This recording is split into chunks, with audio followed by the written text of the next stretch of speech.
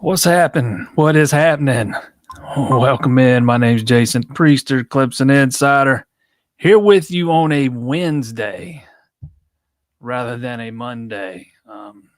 Had to cover the basketball game Monday night, so instead of just not doing it this week, because I already had Brandon scheduled to come on, and so we worked it out to push it back 2 days and do it on Wednesday. Kind of more of the same, though, huh? It just seems like this team takes one step forward, two steps back. Um, so the offense kind of getting a rhythm and finally really do its thing for 4 quarters for the most part. Um, and then the defense just, it was more of what we saw against SMU, just giving up the chunk plays, man, and just golly, the bust on the back end. It's really disheartening when you see that many, just flat out breakdowns, bust, whatever you want to call them. I already seen somebody's mentioning the call at the end of the game there. I thought it should have been a no call. There was a lot of back and forth between both players. Don't even think the ball was catchable, to be quite honest. But yeah, I thought it should have been a no call. Definitely kind of had an impact on the game. If you get that stop there, that's a fourth down. The game's over. Clemson wins, man, and we're having kind of a different discussion. But you can't put yourself in that kind of position. It's kind of like Dabo Swinney said after the game Saturday. Yeah, it was a brutal call, but that's not the reason why you lost. The reason why you lost are all those breakdowns on the back end of the defense, man. It's particularly at safety, and don't misunderstand. It's not all safety. Terrell got burnt a time or two in that game against Duke, and I'd be remiss to not add in that this is not your grandfather's Duke team. It's a pretty good football team over there. Mensa's got some of his numbers are the best in the country. They've been doing that on the offensive side of the ball for most of the season in most of their games. Not all of them, but most of them.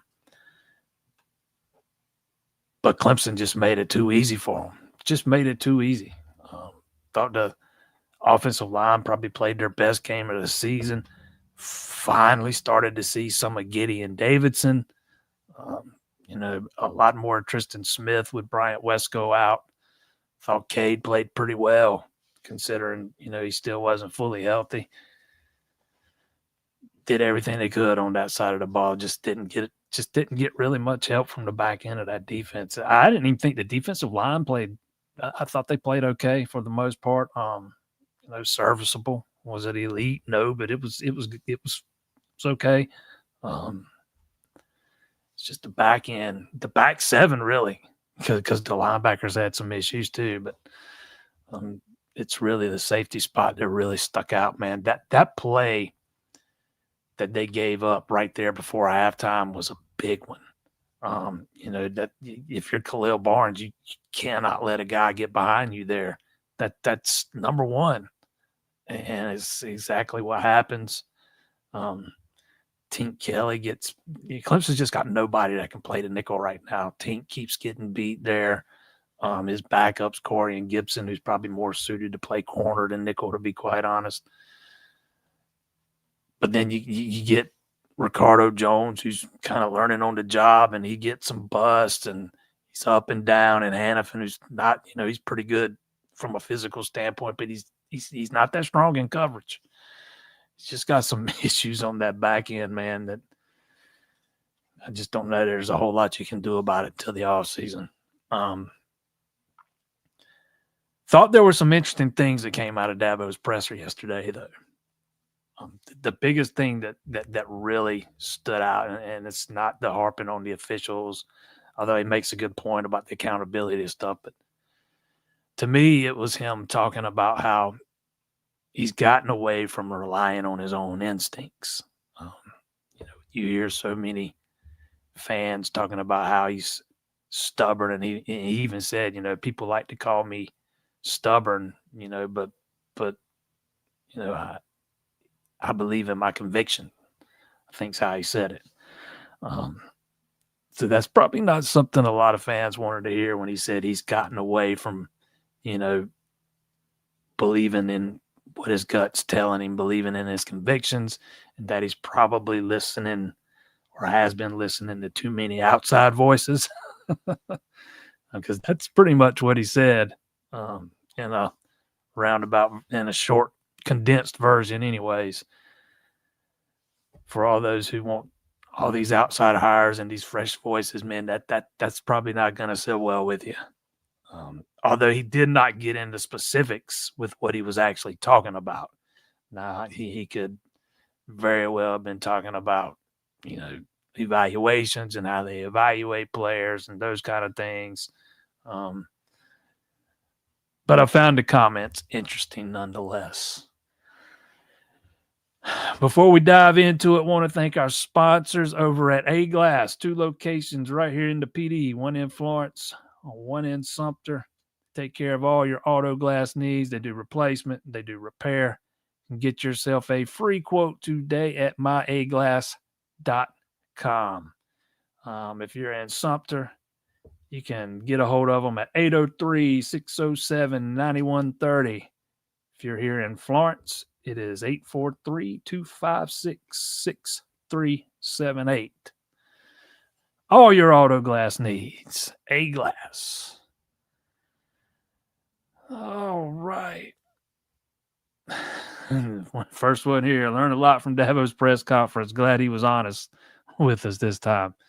I wasn't there. I'm usually not on Tuesdays. I usually come home on Sunday or Monday. I came home Monday night after the basketball game, so I can be home on Tuesday, Wednesday, Thursday, and then I am going again for the weekend. That's usually how I do it. I mean, there's been exceptions here and there. Like Nick, this time when I leave, I doubt I come back before the Louisville game. But all that to say, I wasn't there yesterday, so I couldn't see, what was going on in the room. But when you get there toward the end and he's really talking about the refereeing and stuff, I can just picture the SID over there trying to get him on out of there, because that's some of those things he said could very easily draw another fine. He's already been fined once, but I thought he said some rather insightful things yesterday. Just depending on who you are, some people might like it. Some of the things he said, some people might not, but it does give you, some insight into how he's thinking.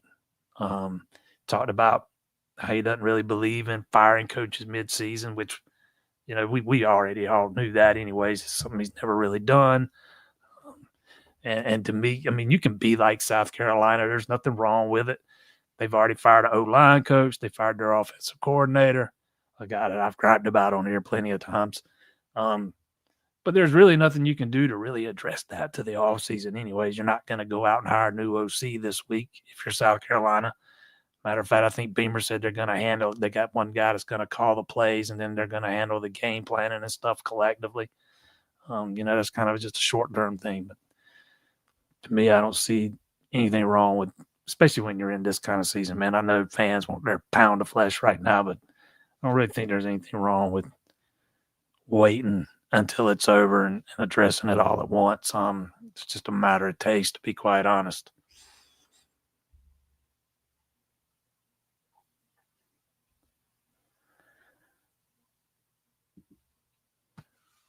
I've been watching fans get further angry with each coach fired that it hasn't happened at Clemson. Yeah, I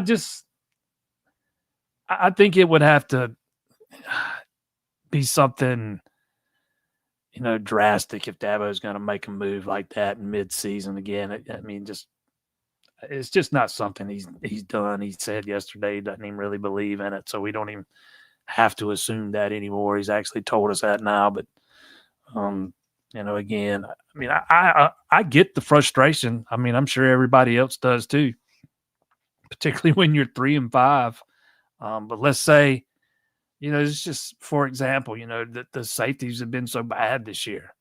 And I think the safeties have probably had more good years than bad years under Mickey Khan. But if let's say for whatever reason you ditch the safeties coach today and you're not going out and hiring a new one, you got to just get somebody to fill that role temporarily. And I don't know how much, real impact it would have over the final 4 games or whatever. I see it from both sides, but I really never expected anybody to get fired midseason.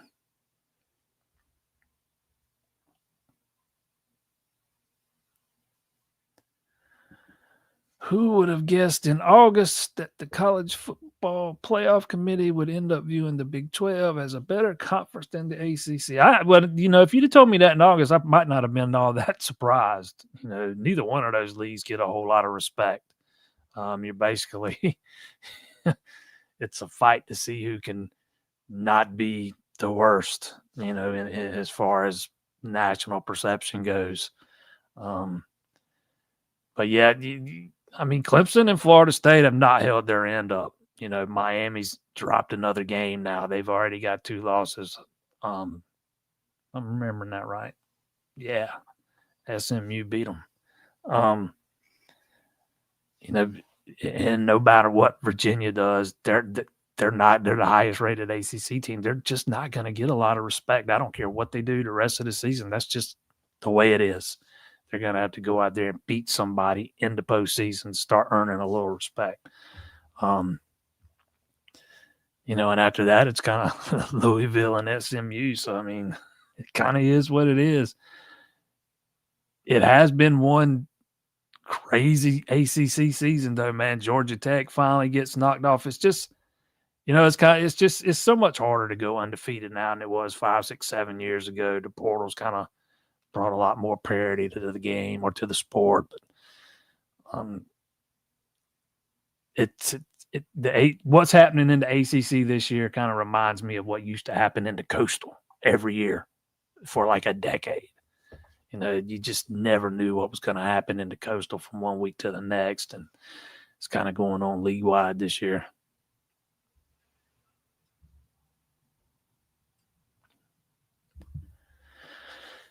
Clemson is a 2.5-point favorite over SMU. My thoughts and how much am I betting? Yeah, if I was a betting man, I would I would certainly be taking Florida State in those points.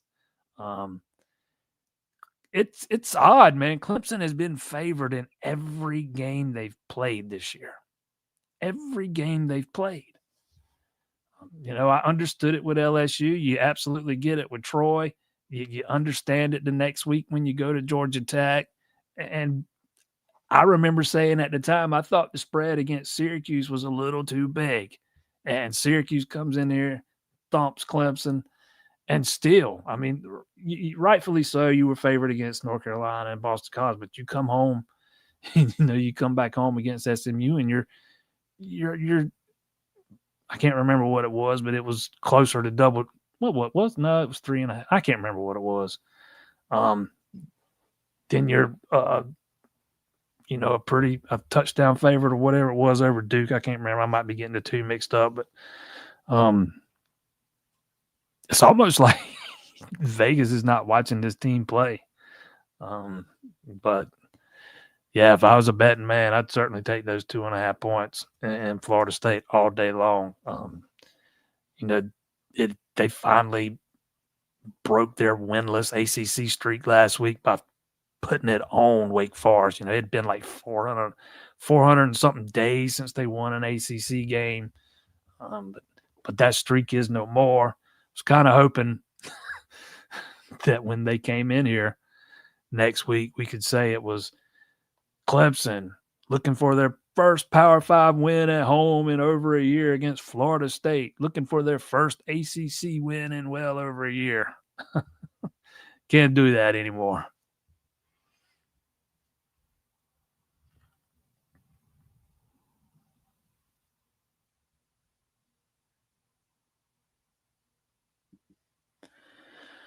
What frustrated me the most about Saturday's game, for me, it was the 2 passes that hit our DBs in the hands just before halftime. Then a play or two later, they get a 50-yard touchdown. Yeah, those turned out to be big plays.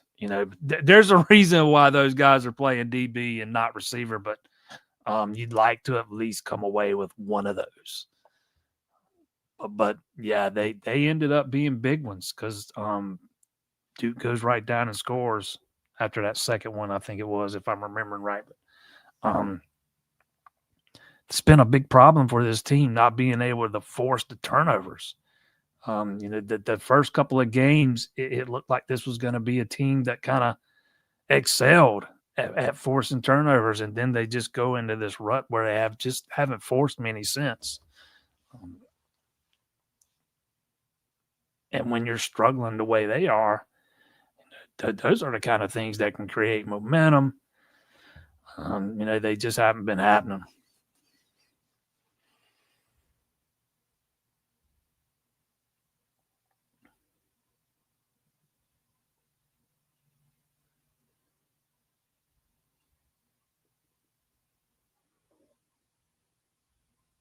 Yeah, I'm not getting into what coaches are getting fired or who I think's getting fired. Not my job. I'll just say that that I see there's going to be some staff changes. You can't have this type of season and not have some change on the staff.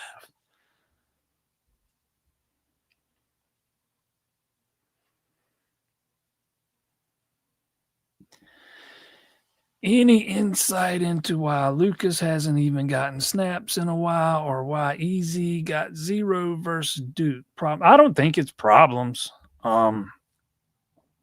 Excuse me. I've kind of been griping for a while about seeing one of those younger running backs. I didn't care which one. I didn't care if it was both. I just wanted to see one of them. And we finally got to see that Saturday. That kind of tells you that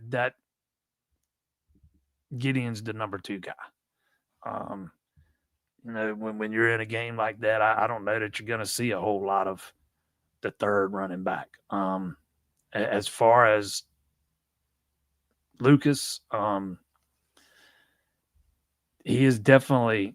I'm wondering if he's not having some maybe an issue with the shoulder because we didn't see him.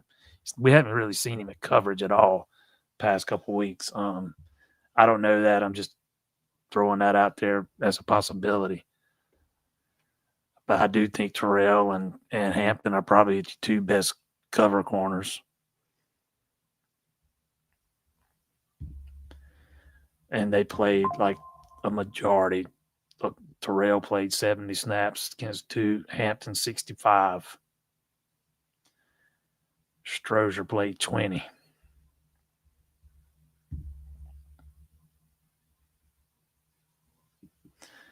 I don't think there's anything going on with Khalil Barnes. I think way too much got made of that screenshot that somebody took when Dabo was just laying into those guys.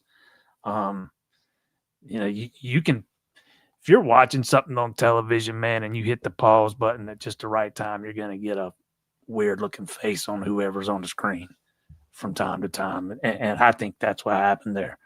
I don't think Khalil Barnes is checked out. I don't see. It looks like sometimes.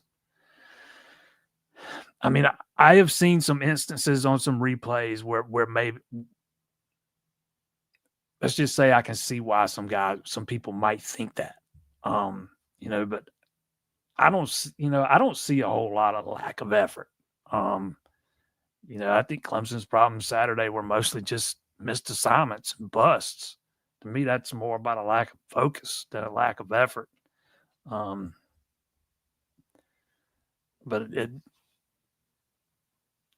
frustration can lead to a lot of things, man. A lot of things. There might be a play here or a play there where, maybe if you're 5-2 or 5-3 or 6-2 or whatever instead of 3-5, you go a little bit harder after a guy who you're trying to run down. But I don't know, man. There's a whole lot of things wrong with this team.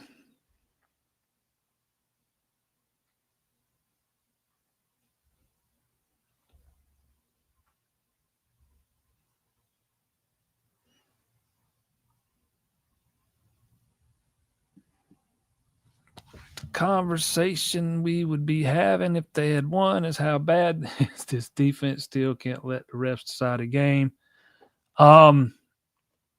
Yeah, but winning changes things, man. The tones of the conversations would be a little bit different. Instead, you're still winless at home against a Power 5 team. You hadn't beaten a Power in over a year. You haven't beaten a Power 5 team at home all season. You've only got one win at home all season. It changes things a little bit if you come away with a win. They're not the outlook for the season. I mean, nothing big picture wise, but I mean, that's not gonna. It wouldn't have glossed over the fact that the defense was ass. Let's just be real, or at least the back end was. But the tone's a little different in some of the conversations.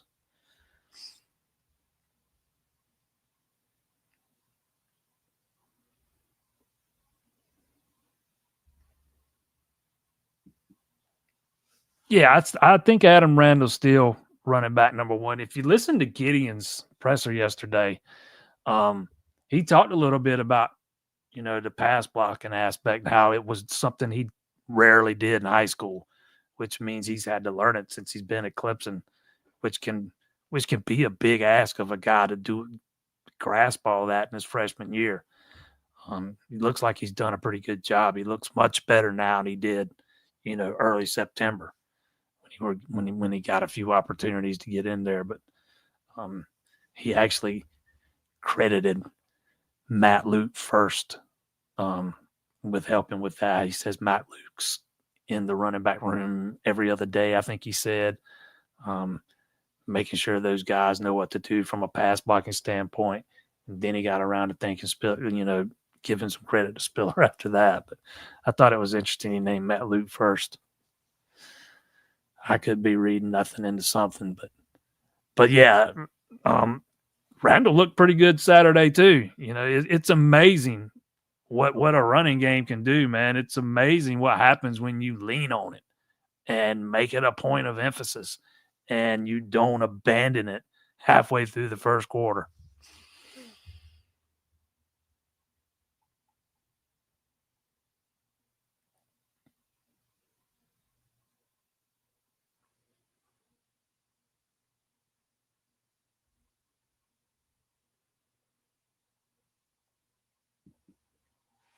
Davidson is the better runner at the line of scrimmage. He's also, being a more experienced back and having a little bit more speed, he's also more capable of making something out of nothing when the offensive line's just not opening holes. Wasn't really a problem Saturday because thought the offensive line probably played their best game of the year. But when they're struggling, that's another reason why I would have liked to have seen more of Davidson a little earlier, man, because he's probably more apt to make something out of nothing than say Adam Randall is.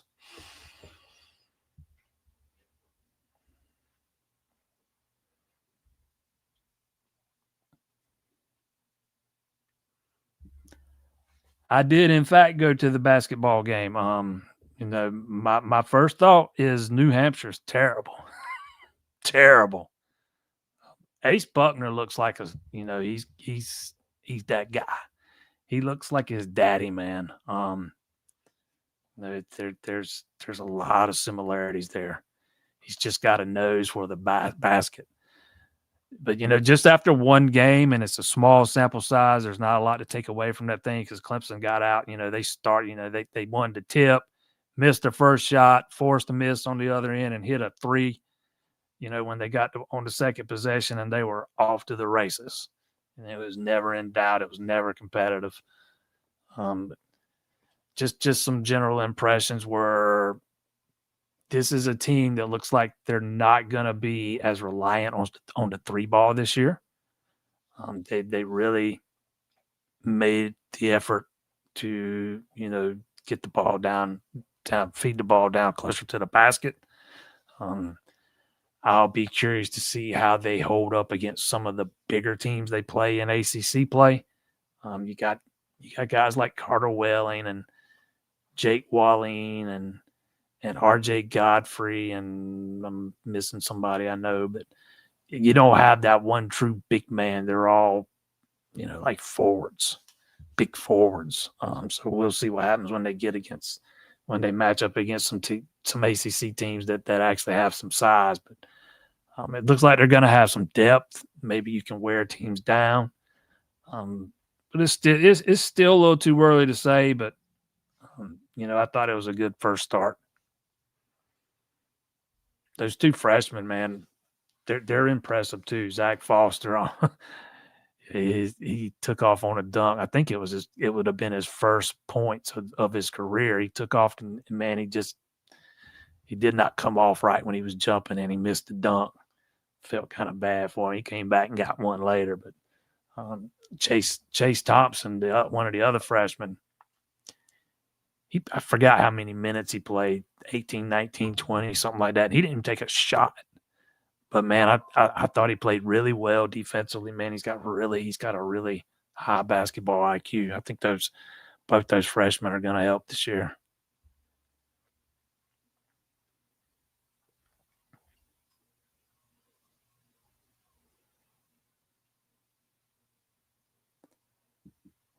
What happened on the play when Mickey Khan was upset? It was right after one of the big busts. And what I saw was Tom Allen getting upset, and they both kind of ended up having a few words, but it was just one of those deals, man. See it sometimes, particularly when things are going bad.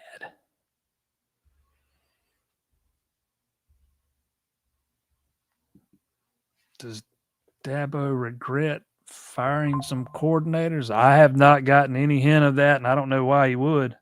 Again, I wasn't a big fan of Streeter getting promoted, not because I didn't let's see how I can say this, so I don't want it to sound like a knock on Streeter. Streeter had been an offensive coordinator at Richmond and had some success, but it had been a long time ago, and I thought Clemson's scheme had gotten stale. The word I like to use was archaic, rather predictable, and I thought it needed to be rehauled, revamped, and I just didn't know if Streeter was the guy to do it. So you promote him, and you're still working from the same exact offense as you were. And he might have ended up, he had a terrible quarterback, not the greatest group of receivers that season. So it's hard to get a good gauge on exactly how good he was or how bad he was. A bad quarterback's going to make any offensive coordinator look bad. But I do go back to that South Carolina game that they lost that year, where DJ was like 9 for 20-something or whatever it was, and Streeter just kept asking him to drop back, throw the ball instead of lining up and running it. Unfortunately, that was not one of those days where Dabo said, hey, I'm taking this thing over and we're going to run the ball. So, I mean, I don't know that he's regretting firing any coordinators. I don't think the cohesiveness was there with Goodwin and some of the guys under him.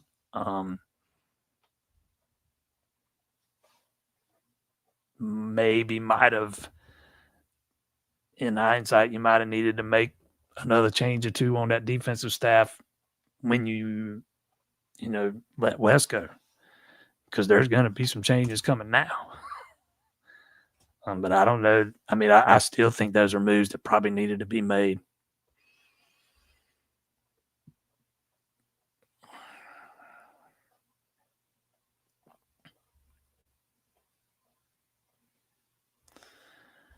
All right, y'all gonna have to I got to put you on hold for 1 second here.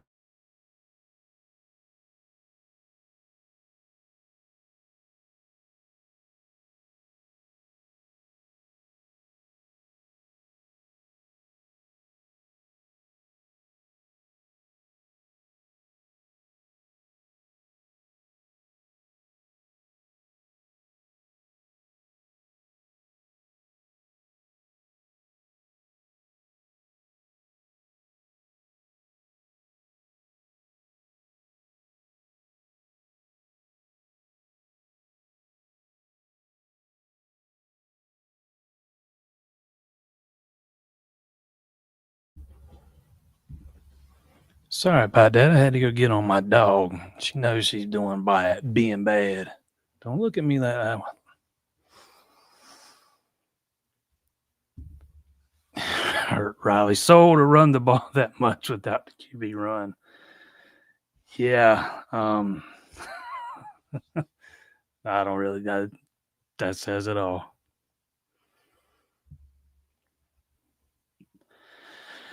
And the post-game interview with Woodaz, you asked him about keeping the frustrations from affecting the play on field. My heart really felt for the guy. He seemed lower than low. Yeah, I think he misunderstood what I was asking him. I think he thought that I was asking, how do you keep those frustrations from affecting, stuff off the field?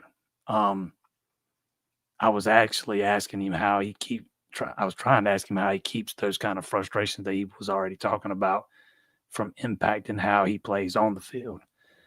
But yeah, I thought all three of you could tell it with all three of those guys after the game. Antonio looked like he'd been crying. Klubnik looked like Klubnik was holding back tears during his, and man, Woodaz was, yeah, he was about as low as low can get, man. I think you could tell all three of those guys care. I can still hear Antonio saying we've got to learn how not to lose.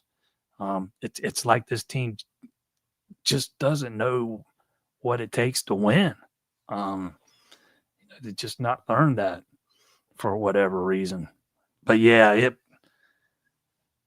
that was a pretty brutal post game, particularly the Woodaz one, and it was for pretty much the whole thing, not just that one question.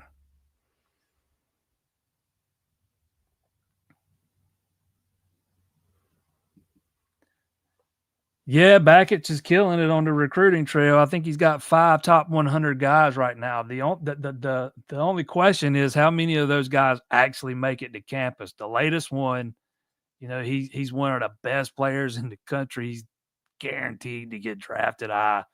He's a pitcher that's already throwing 97 miles an hour.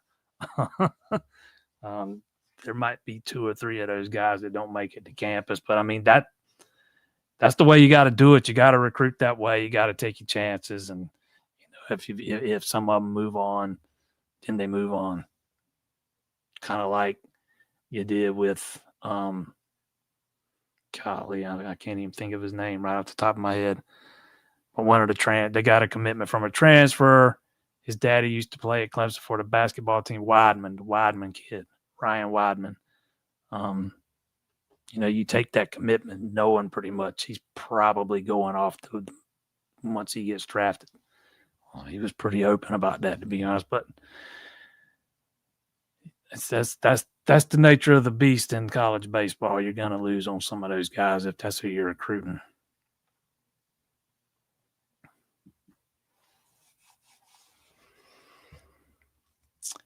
All in for Dabo's points about officials being accountable. Yeah, it's kind of like he says, coaches are accountable, players are accountable. They're all, subject to just brutal scrutinization, across social media, throughout regular media, national media, whatever, however you want to say it. Coaches get killed, players get killed, coaches get fired. At other schools, players can get cut. Dabo doesn't do much cutting, but nothing tends to happen to the officials. It's kind of like he said, they will we'll discuss it with them. There probably does need to be, number one, he's absolutely right about them needing to be full time. That's the first step, making all those guys full time. But of course, the NCAA doesn't want to come off that money and pay them. But that would be a good step in the right direction. Did I pick Duke to win? I absolutely did. I picked them to win by more than they did.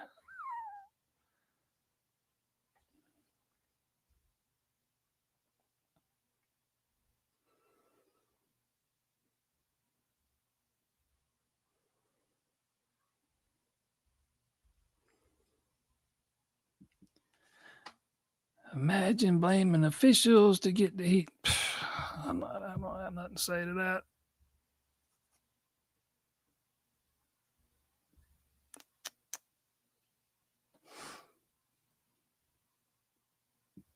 If Riley scores 35 plus in our next few games, does he stay? Let's see him score 35 plus in the rest of the games against probably better defenses than he's faced for the most part over the past few weeks.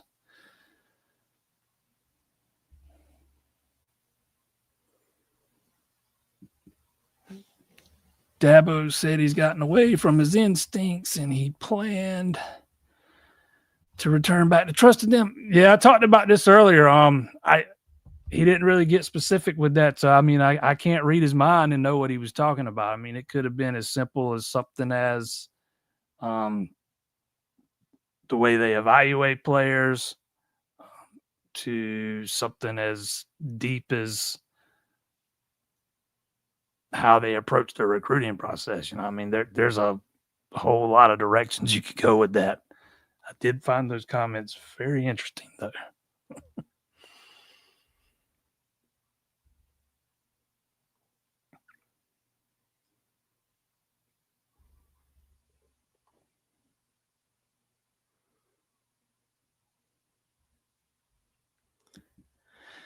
It's a bad call, but at the same time, bad call shouldn't have it. I think Dabo said the same thing like 3 times. Nobody's disputing that.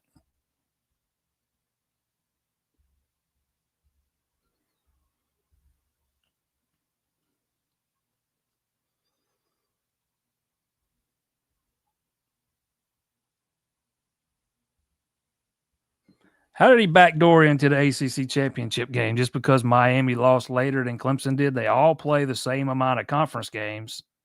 I don't.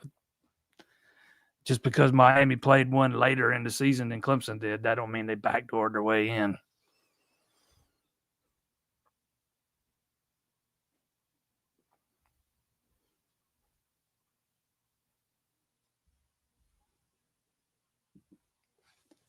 There's some disconnect between Allen and the position coaches. I think that's a pretty good question. I've said many times there's a disconnect somewhere.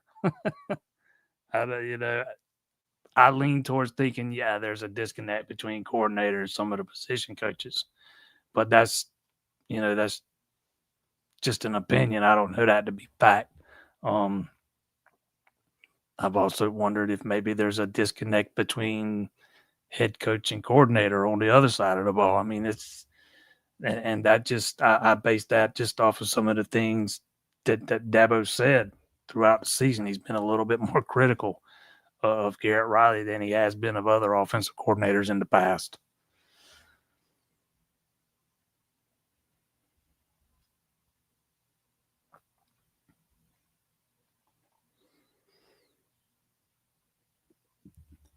Do I think the basketball team can make a run in the ACC? I don't know, man. They were picked to finish 11th in the league, so there's not many people giving them much of a chance. It's a lot of new faces. Really, Dylan Hunter's the only guy from last year back outside of a couple of guys that freshmen from last year that didn't play. I like some of the guys on this team, but I worry about how they're going to match up with some of the bigger ACC teams, the teams that's going to have more size. And I don't know quite yet how effective they're going to be out there defending the perimeter. I do think they got a lot of depth. I don't know that they have that one guy that can get hot from three and kind of carry if you needed it. Those are all things we still got to learn about this team.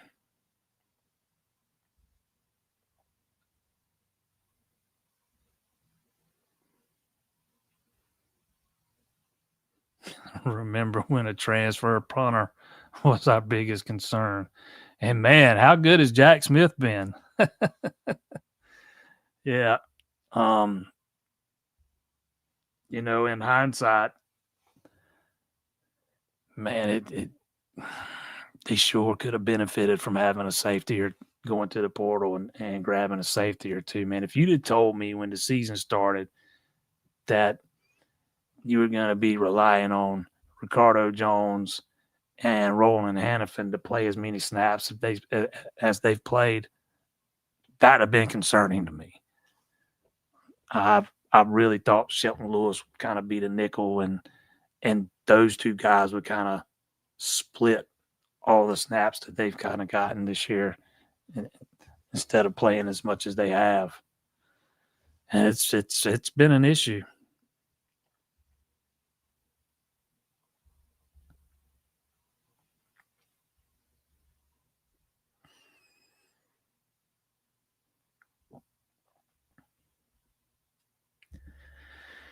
He is the fourth highest paid coach. He is 25-16 since 2022. Something has got to change because it's not working. Yeah, there's definitely something broken over there, man. You get no arguments here. Another thing I thought that was pretty telling, I think it was Sunday night during his teleconference. I cannot remember the question that was asked, but his aunt, something about what's wrong and what's contributing to all this, and he's pretty much said everything. He said recruiting, coaching, me, everything. So I mean, he knows. The question is he going to be able to identify what some of the bigger issues are? Because I don't think changing a few staff members is the answer. Maybe that puts a Band-Aid on it, but we've already seen that. You're on your second defensive coordinator since Venables. You're on your second offensive coordinator since Tony Elliott left. You got a new defensive ends coach since then, a new defensive tackles coach, a new linebackers coach. You've had two since Venables left. You got a new offensive line coach. Got a new running back coach. Since Tony Elliott left, a new running back coach since Tony Elliott left. I don't know that making a few more coaching changes is going to do it. I think you got to look deeper, and try to figure out what's wrong foundationally, and that's going to be his biggest challenge is seeing the guy that actually built that foundation. Can he identify what the cracks in it are?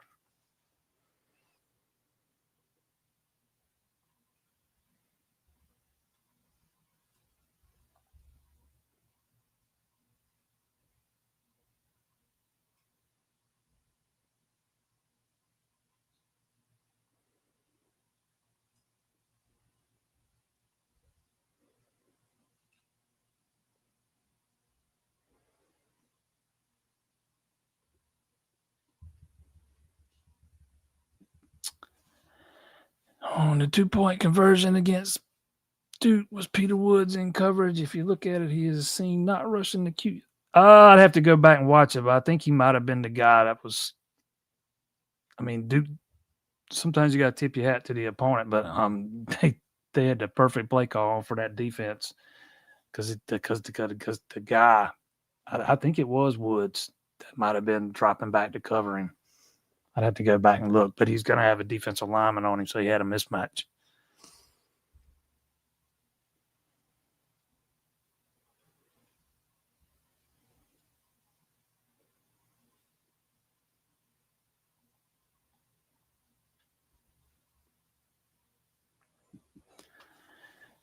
he going to go heavy in the portal to help either recruiting fails? I don't think you. I think the plan was always to be heavier in the portal this offseason, even before the decommitments. They've not even before Drake Quinn decommitted. They were recruiting the Frank Whitley kid out of Greenville. Who this is his first year playing football since he was like a little kid. And he's been so good that he's got a bunch of big time offers. He ended up committing to Florida State this week. But Clemson was already recruiting him before Trey Quinn decommitted, which tells you they would have taken a third defensive end. So Quinn decommits and miss on Whitley. And even after Quinn decommitted, they haven't really made any effort to go get another end. That tells me that they already know they're going to the portal. There's several areas that you've got to look to address in the portal on this team for next year. And for me, it starts at quarterback. That to me, that's you got to do it. I don't care how good Chris Vizina looked against SMU. It was one game. I don't know that anybody wants to go into next season. You might could have done it if this season, ended up being what it was supposed to be, and you win the ACC and make it into the playoff. You might could have sold the fan base on hope and potential for next season at quarterback. But the way this season's played out, I don't think you can do that. I think you got to look at defensive end. I think you got to look at safety. I think you got to look at you probably need to take a corner. You're losing a bunch of offensive linemen. If you don't want to turn it over to a bunch of underclassmen all at one time next year, you might need one or two offensive linemen to bridge the gap. Depending on what happens at running back, you might need to go get a running back. I think there's going to be several positions that have to be addressed in the portal.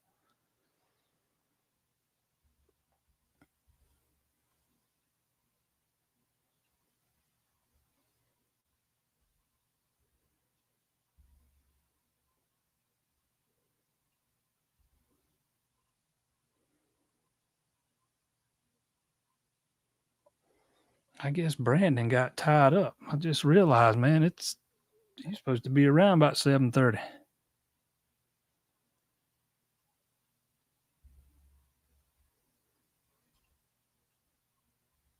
Do I think you start seeing some true freshmen the last few games to see what they got? Maybe some here and there, but I wouldn't expect like some massive change to what you already seen.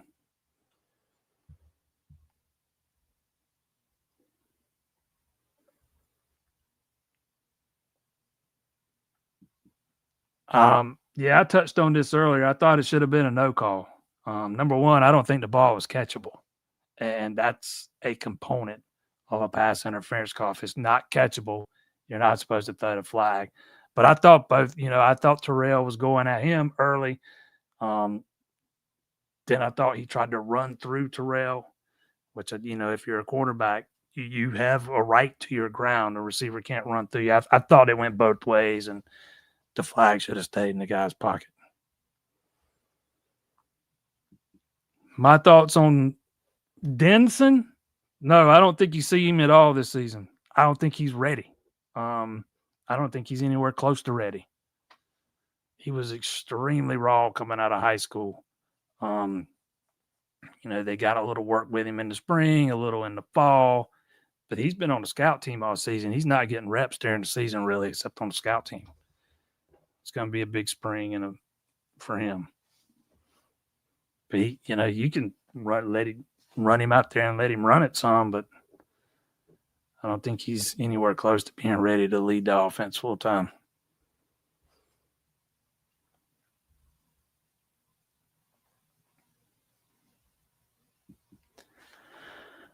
I would rather get a proven defensive end out of the portal than take the defensive end recruit from Greenville. Yeah, but see, like I said a minute ago, it wasn't I don't think it was not an either or thing. I think they would have, even if you get Whitley, if you lose one of those defensive ends, which you're likely going to, and you possibly could lose both. Um, I still think you got to go to the portal whether you get Whitley or not.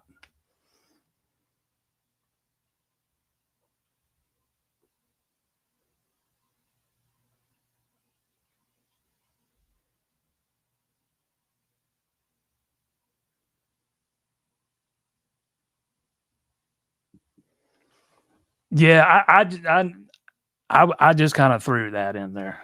I knew you weren't talking about that specifically. I didn't think he played too. I thought he, kind of fell back a little bit last year.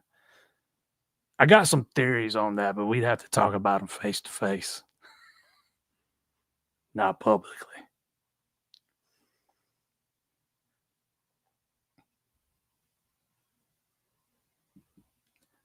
Why did Riley do a trick play to an O-line? That was the biggest just head scratcher offensively the whole game, man. You pretty much, those backs get you down there. Why not give them the opportunity to finish it off?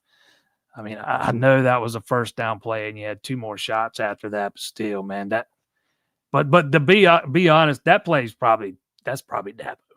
Um, I don't know. Although it wouldn't shock me if Riley dialed it up, but that when they do those trick plays more often than not, that's probably Dabo having a hand in that.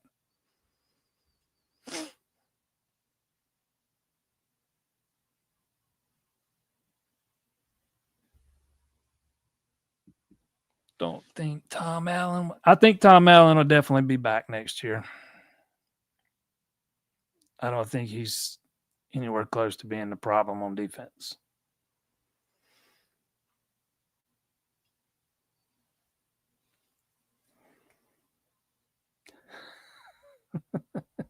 There's Brandon right there.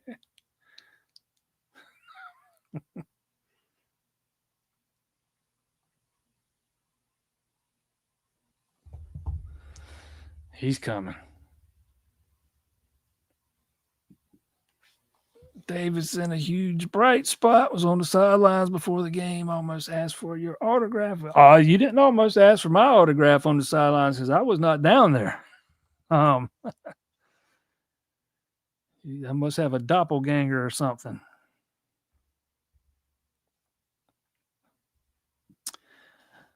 Why isn't the O getting more heat? Had the ball with 8 minutes to play with a chance to go up 2 scores. No killer instinct. Man, when you score 45 points, you should win the ball game, man. That's just the brutal truth. How many times did Clemson punt the other day? 3 times the whole game. You got a very valid point. If you score right there, the game's over. Absolutely. 100%. Still, man, when you score 45 points, that's a game you should win.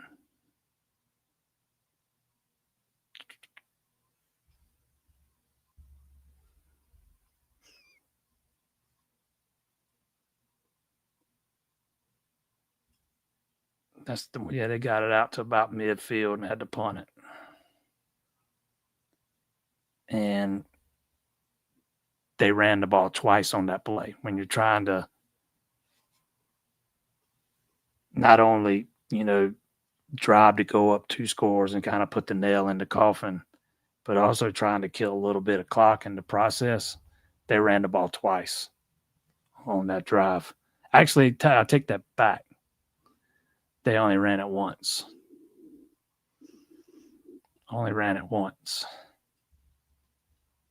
But back to your point, I think the offense is taking plenty of heat this season. I just don't think they were the actual reason they lost the game Saturday. When you score 45, you should win.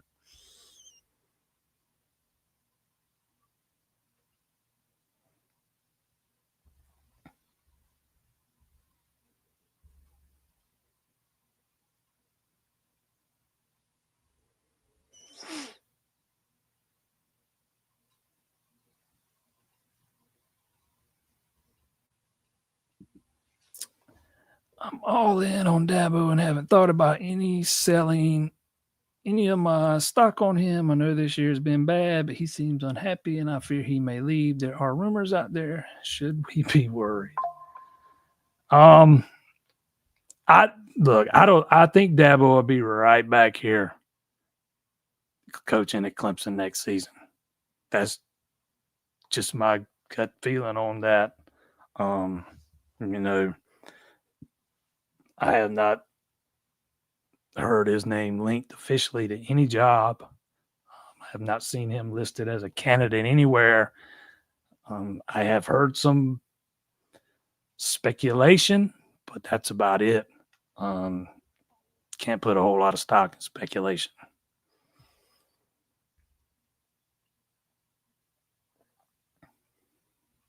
Yes, it was absolutely wife duties. How'd you guess?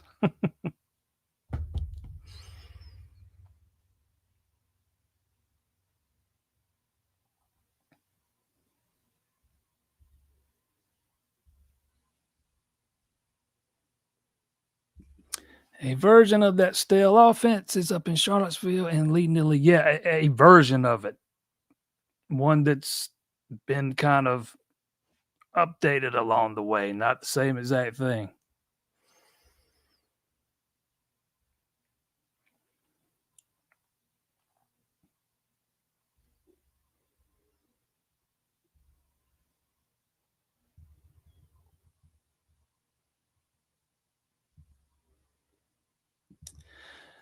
Those officiating comments were pure deflection by that. No, they weren't, man. He specifically got asked about them. They're not, it's not deflecting, and he actually had a valid point.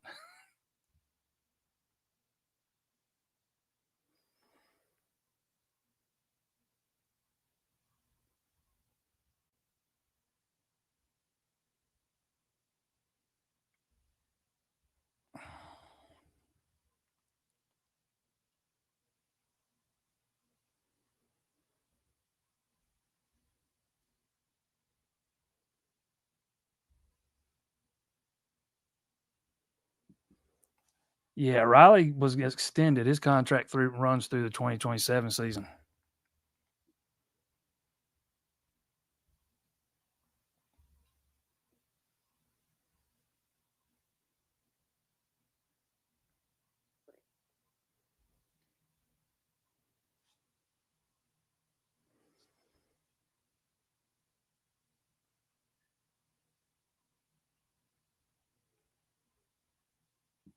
I believe Reed and Eason got butt hurt when Dabo didn't give them the defense coordinator. I don't know about Eason, but I've heard that's not the case with Reed. Matter of fact, I was led to believe he didn't want it. Obviously, I can't speak for him, but that's what I was led to believe, anyways.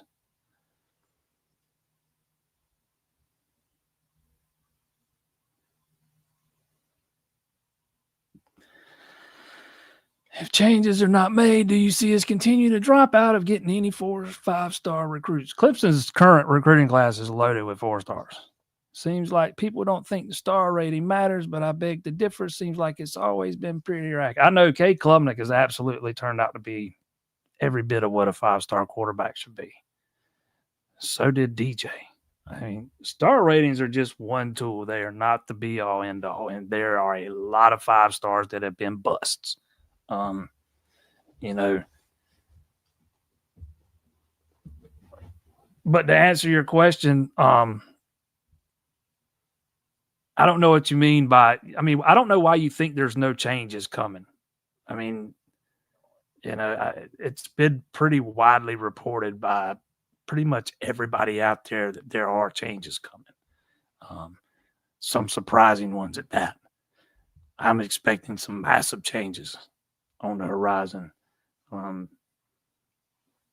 don't think this season's going to hurt much with the guys that are still committed. But once you start firing coaches, it kind of opens the door up. But I think that's a bullet you're going to have to bite because some of these guys have committed thinking they're going to play for certain position coaches, and that's who they want to play for. And if that guy gets fired, some of them might rethink things. But again, that's just a bullet you got to bite in the short term.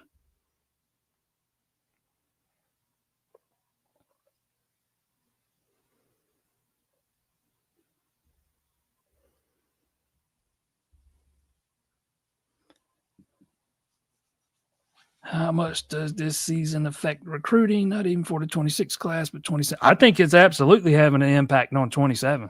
Absolutely. You know,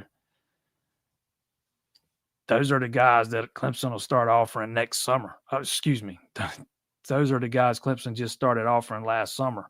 You know, they won't start offering the 28 guys until the upcoming summer, and you'll have a chance to kind of change the perception on those. But this season here, it's going to be, for most of those 27 guys, it's going to be the last thing they see about Clemson as far as, you know, on the field.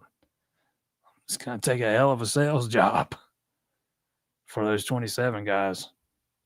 I mean, if you come out and you make some moves in the portal and you come out and you're competitive next year and get back to, you know, you don't even have to make a deep playoff run. Just show you can be competitive and maybe win the ACC, then get that thing heading back in the right direction. But you got to go out and make those right moves first. There he is. Better late than never. Right. We already had one. We already had one guess. I forgot how he said it. Did you have wife duties? No, I just said that must be married. I got out of football practice at 6, and was waiting to meet them at the grocery store, and just lost track of time. We got out of there, and I'm on the way home, and I don't know what came up, and I was like, oh snap! I was supposed to be on about 20 minutes ago. So I was like literally 2 minutes from the driveway, and I was like, all right, let me hurry up and run upstairs because I just lost track. I guess I had too much time waiting until we start and just kind of got sidetracked. But I'm here now. So, man, I saw some of your comments on Facebook. Me and you text back and forth Saturday a little bit. Right. Some impressions from Saturday. So, man, like we talked since UNC, starting to see a spark from the offense. You know, obviously UNC, Boston College. Cade goes out, Vincina comes in. After that, like first quarter and a half, production. And then I thought maybe Saturday might have been, or probably was, our best offensive game as far as points we put up and stuff like that. Took advantage of what they gave us.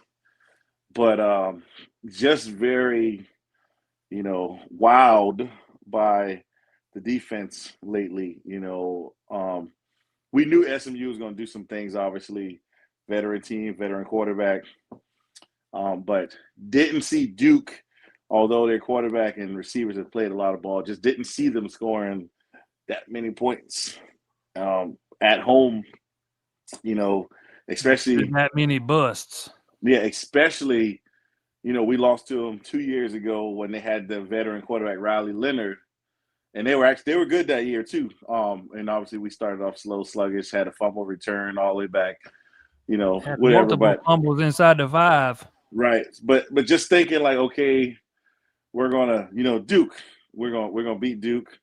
Not saying we're gonna beat them goose egg, but we're gonna beat them probably maybe 2 scores or more, and just, you know, to get down early for offense to respond after one drive after another, taking the lead going in the half, and then allowing them to tie the game up, and it just seems it's very disappointing just watching how we've not gotten the stop that we needed. And I'm sure the controversial call will be talked about or people want to know, but it shouldn't even come down to that. Not against Duke. No, that was the first time Duke won in Clemson since I think it was 1980, maybe. Just like that, he disappeared. Get him back in a minute. There he is. Right, I think that was the first time Clemson's lost to Duke at home since 1980. Right. You know what? I saw that statistic, And I was like, man, Yep. I, And I was the first time they've lost back-to-back games to Duke since 1969-70, before I was even born. shit, you and I both. All right. Why does everybody say Allen needs his coaches? I don't know why, man, because it's not very common to see a sitting head coach allow a newly hired coordinator to fire the current staff and bring in all his own coaches.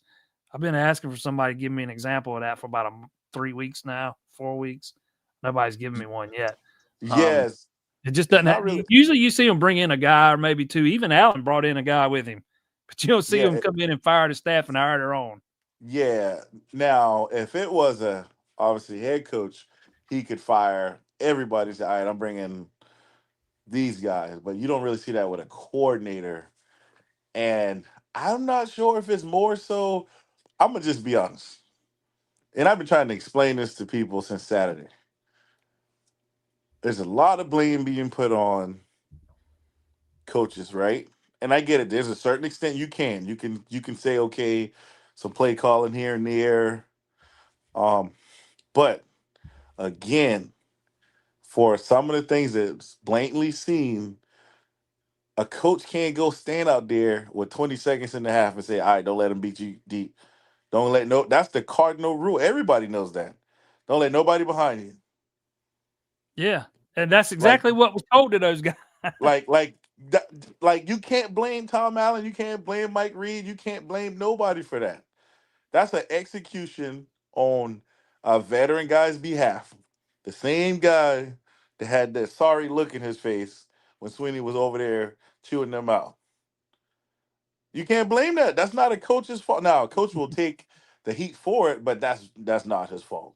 Just like going back to whatever team it was that kicked the surprise onside against them in the last thing. I mean not Oregon. Was it Troy Man, the maybe? Orangemen, Syracuse, Syracuse. Last thing that they tell those guys going off the field, look for the onside kick, and and don't leave early. and You they know leave what? early. Actually, the saying is, "Don't leave till the ball's kicked." Yeah. That's the exact saying. So and I tried to explain to some guys because people. The one thing I didn't like was they will try to beat around the bush, and then when you try to get them to explain, they try to find a rare example. And my thing Saturday was everybody's saying former player, this, and that. So I bring up Tony, I bring up Scott. Then they go off and say, "Oh well, those two had success. You can't count them." Really? It's just- then and they're like, "Well, nobody else is coaching." Well, Jay Guillermo, I believe, is at Navy. They've been doing well since he He got is. there. Roderick McDowell has gone from he was with the Raging Cajuns, now he's at Marshall. He's doing extremely well. Miguel Quantin Chavis is at Christians, Oklahoma. Quantin Christian is a is a scout for the NFL. Keith Jennings, who played back in the 90s, is a scout for the NFL. So you can't sit here and say, oh, coaches, just because we don't have other coaches that's gone on to head coach that are former players does not mean they haven't gone and coached and been successful. That's my whole argument to what I was talking about Saturday with a lot of the posts and stuff. Like you can't just pick out and say that. Like this season has not just been a coaching problem or whatever. It's been performance. Look at our returners that came back. The I guys don't who think. ain't Yeah, I know you've heard me say this before. I don't think the staff's littered with a bunch of bad football coaches. Now, no I'm not convinced they all work well together, but I don't think right. there's a bunch of bad football coaches in that building. No. Part of it, JP, and you see Shaq Lawson talk about it over and over weekend. We ain't got no dogs. That's part of it right there. That's part of it That right goes there. back to the other day. I think it was Sunday night. Somebody, I can't even remember. I talked about this earlier. I can't remember the question that was asked of Dabo, basically about what's wrong, and he says all of it. And the first thing he says is recruiting. That was the first one he said, recruiting. Mhm. So I mean, that goes back to not recruiting none of those dogs. Right. And that's what You know the difference now, JP, and we talked about this before. I've talked to some fans about this. The difference was the NIL, the money. We weren't given what these guys are given just for coming to school, right?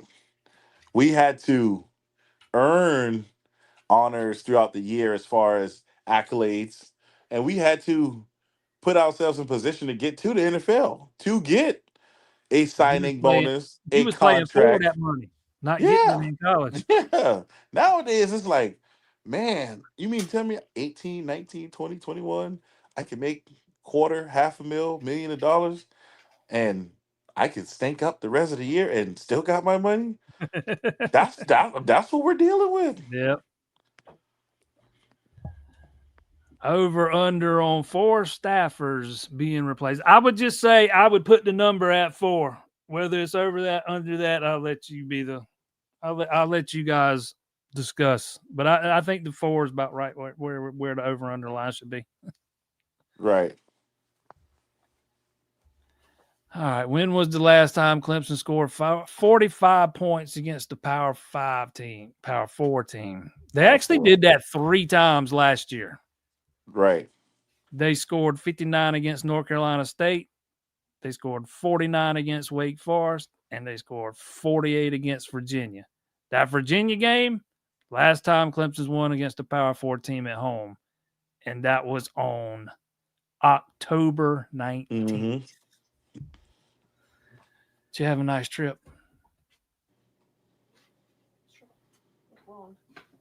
Speak up. Nobody can hear you.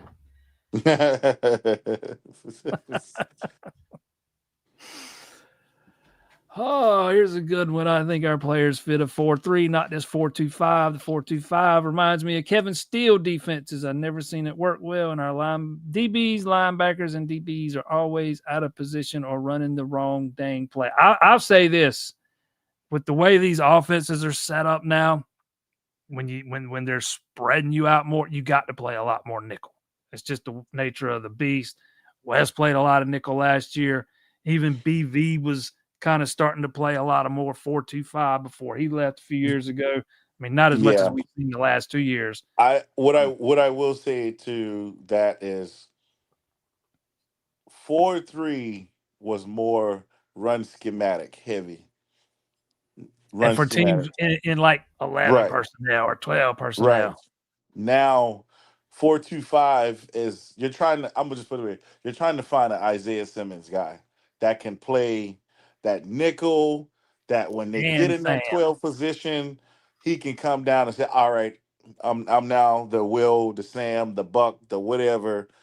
We're gonna stop the run. We don't have to sub out. I'm the guy that's gonna play safety. I'm the guy that's gonna play nickel. I'm gonna come down for run support. And not only that, I'm fast enough to go sideline to sideline. Exactly. So I think that's what we're really missing But that outside of, a little more speed at linebacker. I would say that's what we're missing. That's why you see a lot of defenses going to more 4-2-5 now, because all these teams are lining up in 11 Hmm. personnel. You saw Clemson go to that 4-3 last year against Virginia Tech. That's because they were using 12 personnel. Right, right. And that's just where we're at. And I think that's one of the biggest things in recruiting. Find that hybrid guy, and they don't got to be exactly Isaiah Simmons, but that Yeah, kind that's of going to be hard bigger, to find. There that ain't many bigger. of them. Yeah, that's why I said you can't get the exact same one. But just somebody, even if the guy is 6'1", 6'2", but he moves well and he has size. You don't got to be the 220 he was or 230 or whatever, but just somebody that's physical enough at the position that you can bring in the box that can cover and go sideline to sideline. That's one thing Isaiah did really well. Yeah, he excelled there. Dedicated special teams coaches. You know what? Clemson's got 3 guys on the staff that their only titles are special Special teams. teams. Will Gilchrist, director of Hmm. special teams. Jody Evans, he's a support staff for special teams analyst. And then you've got Ryan Allen, special teams player development specialist coach. And that's not even talking about Mike Reed, who works with special teams. Right. Because I know Mickey Kahn's got the special teams in his title, but I don't know exactly how much work he does with them. I don't know that I've ever seen him out of practice working with special teams. Sometimes that's added in there to get you a raise. But so there are 3 guys with nothing but special teams in their titles. yeah, and I mean, every now and then, I'm not saying it's gonna happen yearly, but sometimes you just end up against a good returner and one missed tackle outside your lane a little bit, guy creases it. Well, you look at that kickoff return the other day. If you watch that thing, man, you can tell they were all expecting a touchback. It was like, Hmm. again, it's That's like you what. were talking about earlier. The one thing you can't do is let the guy get behind you. That's what they did. Mm-hmm. I mean, it looked like everybody on that field was just assuming the guy was going to, call touchback or fair catch or whatever, and they had already let up, and he was gone. And that's the Nobody thing. even touched him. That's the thing. The good ones, they're gonna like the average ones are gonna be like, all right, touchback. The good ones are gonna say, oh no, I'm gonna try to get me one or two, where I'm gonna bring it out because that's that. Anytime it's kicked deep or deep enough, most people are like, all right, whistle's coming. But I mean, the good ones, no, they're bringing it out. Yep, he saw it and he brought it.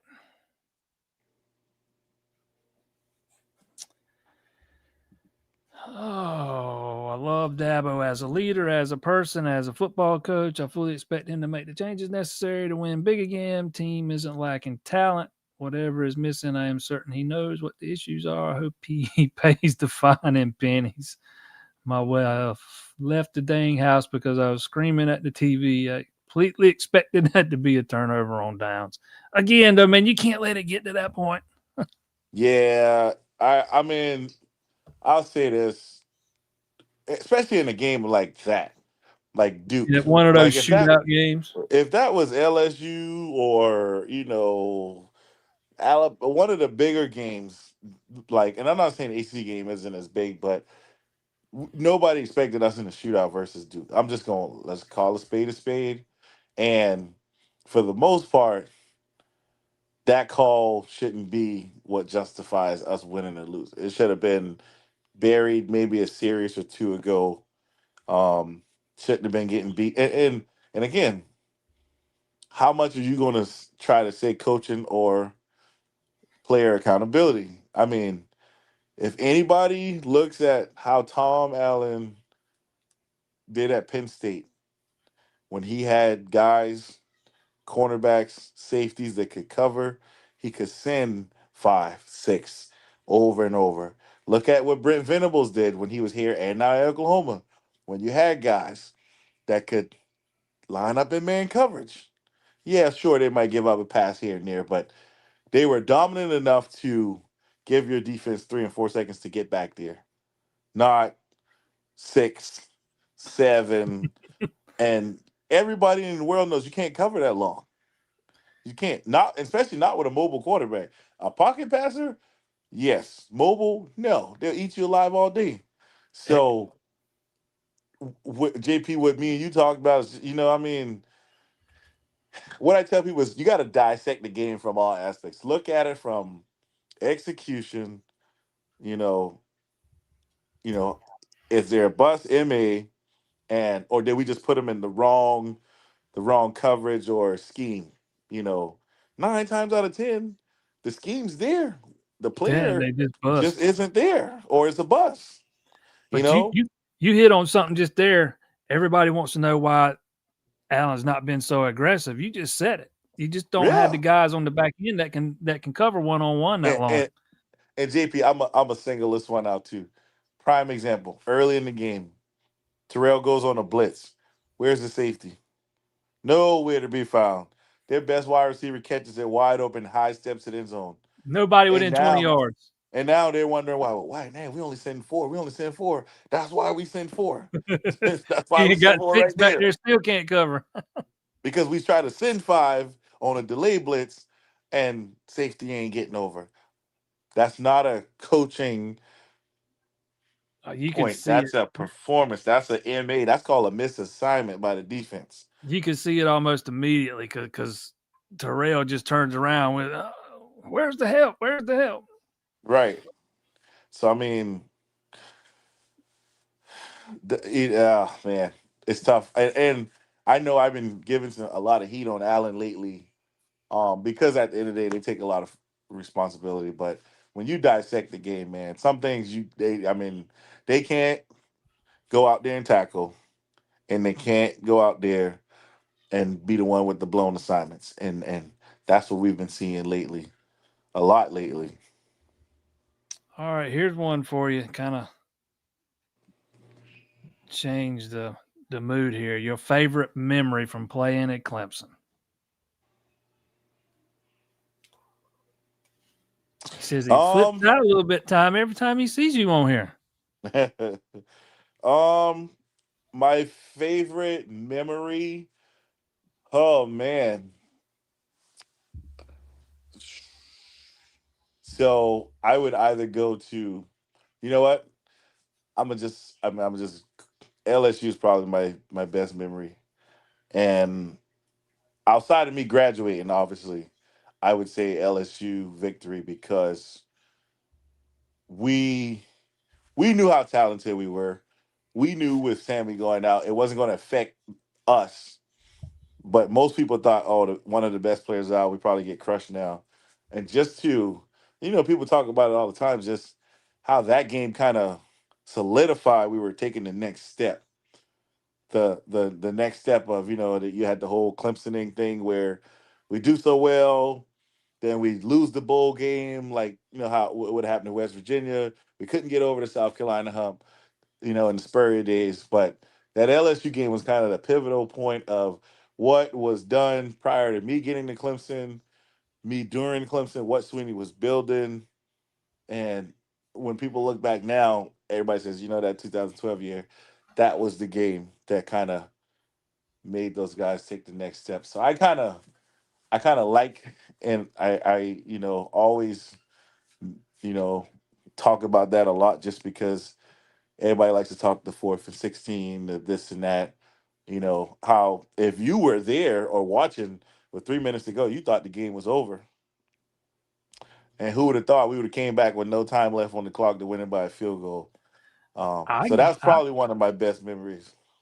I thought the game was over, and I tell you this, my daddy thought I was at my daddy's house watching it with him, and he went to sleep like early because hey, they ain't got no chance. Um, and then I remember him after the 4th and 16. I remember waking him up. Say, if you want to see him win, you better sit up and wake up. He thought I was he thought I was BSing him. It took him a minute. He sat up just in time to see the ball go through the uprights. Right. So that I he would go ahead, JP. I was gonna say then he had to stay up late and watch the replay because he had to go back and look at it because back then there wasn't the streaming and stuff, like there is Right, now. So right, he had to stay up to like 1 a.m. to watch the replay on ESPN2 or whatever it was on that night. right. Yeah, I would definitely put that as my one of my best memories. All right, I'll leave this one here to the former player. Why blitz your best cornerback? Leave him out wide. Well, that's part of the disguise. Like, there's been many times over the last 10, 12 years since I've been playing, we've blitzed our best corner or safety. That's how you kind of trick an offense. You try to lure them into this guy's going to always play man, this guy's going to be in the zone, and we're going to rotate towards him. And I mean, that's just typically what you do. It's not a wrong thing to blitz your best guy, um, because you're going to get help anyways. But that's been, I mean, we've been doing that. Clemson, I mean, everywhere does it. Everywhere does it. I mean, your best coverage guy doesn't always have to be in coverage. Um, he could be a blitzer. He could be sitting in zone. I mean, you even see some of the, just for an example, sometimes you see the defense ends drop, and you're probably like, why is our best rusher dropping? It's to try to fool or, get the offense, get the quarterback guessing. You know what I mean? If he's not used to seeing pressure coming from a blind side or a best guy like that who's normally man coverage dropping or whatever it is, you just try to get them. You try to always be ahead of them That's the same thing with offense. You try to show formations and looks before you snap the ball, before you motion to try to get them dismantled a little bit. That's all it is. That's what I would have said. You want to try to disguise where it's coming from sometimes. Bring the Hmm. guy that you least expect to come. That LSU game was the foundation, was built, and was an awesome game to be at. Yes, sir. It was great. At this point, just play man and bring the house. Zone clearly isn't working with this team regardless. Man to man's not worked very well either because they did some of that Saturday. Right. If anything, Mr. Zach, listen, we just line up and we got to roll with whatever he's gonna call because at this point, one of the best offensive coordinators is coming in on Saturday, and it's either gonna be a good night or a bad night. And I can tell you right now, if we don't spy, I don't even know how to say his name. Is it Castellanos? Castellanos. Castellanos. Castellanos. Castellanos will make plays with his feet, and they have wide receivers that are more than capable enough of making plays. So, I mean, you could blitz the house all you want to, but if you miss, you're gonna pay for it. You are going to pay for it. You might, if Clemson's going to win, they might have to score 40 something again. That might still not be enough. Why was the show on Wednesday? Because I had to cover the basketball game Monday. Yep.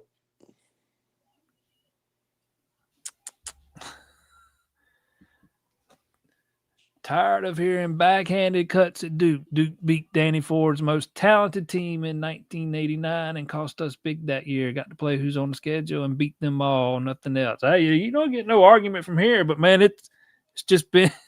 And this is not your grandfather's Duke team, man. That was Darian Mensah was passing for the most yards in the country coming into this game. They got, I even wrote in my prediction, man, that Duke's got 3 really good wide receivers that were going to be problems for Clemson. Turned out to be the Mhm. case. But at the end of the day, man, it's just we're talking about Duke again, like Yeah, we I said mean, earlier. They ain't beat that's Clemson in that's back-to-back the games in more than 50 that years. that's the thing. When you look at it, it's you look at the school name, you say, all right, Duke or UNC or whoever. You think basketball, whatever. But it goes back to 2 years ago when they had Riley Leonard. It goes back to this year when you look at Syracuse before their quarterback injury. We knew we were going to have problems with their quarterback and receivers because they were all huge. They like to take the one-on-one shots. They're not your average team, what you're used to seeing. They sure So, are. not saying that they're going to go on and go 10 or 12 years and be dominant, but every now and then you'll get a team that has a difference maker here and there.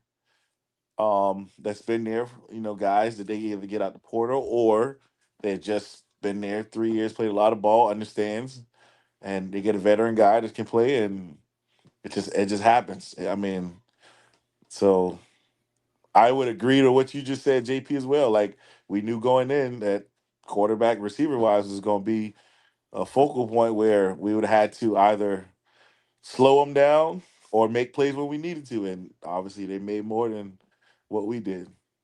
Yep, that was Steve Spurrier in 1989 coaching Duke. He's Yep. been a thorn in Clemson's side wherever he's R- been. Right. All right, before we get out of here, let's look ahead to Florida State. You touched on it a little teeny bit there a minute ago, talking about Gus Malzahn, Castellanos. What needs to happen this week for Clemson to win the football game?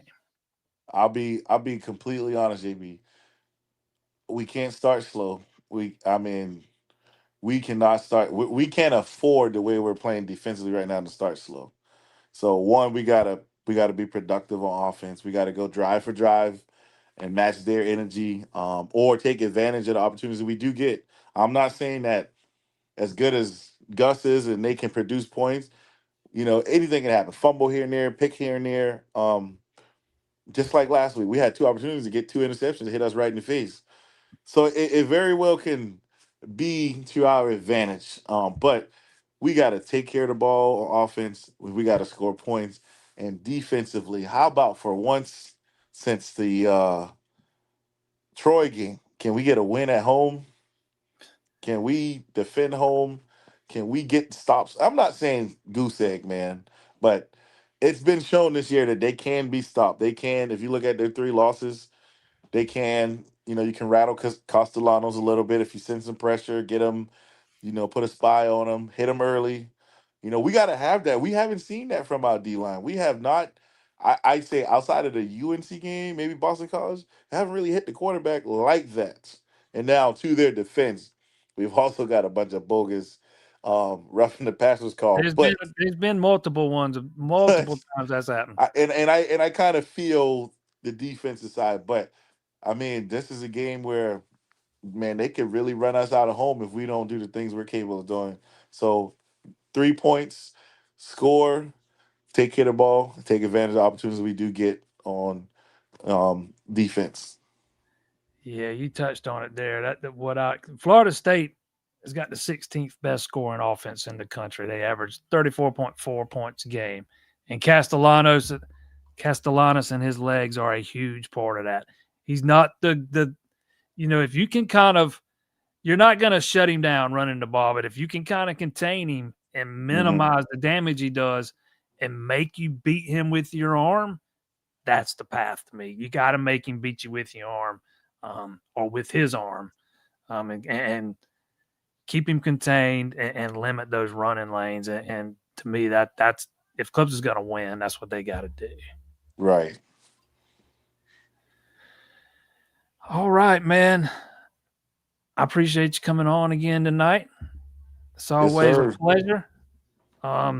Right back here Monday night next week. I want to thank our sponsor over at A-Glass, 2 locations right here in the PD. One in Florence, one in Sumter. Appreciate everybody that tuned in tonight. Check us out on the site, ClemsonInsider.com. We'll have you all ready for Florida State. There's another basketball game Friday night. We'll get you ready for that and have that coverage. And back to regularly scheduled programming next week, Monday night, 7 o'clock. For Brandon, I'm Jason. See y'all next time. Yes, sir.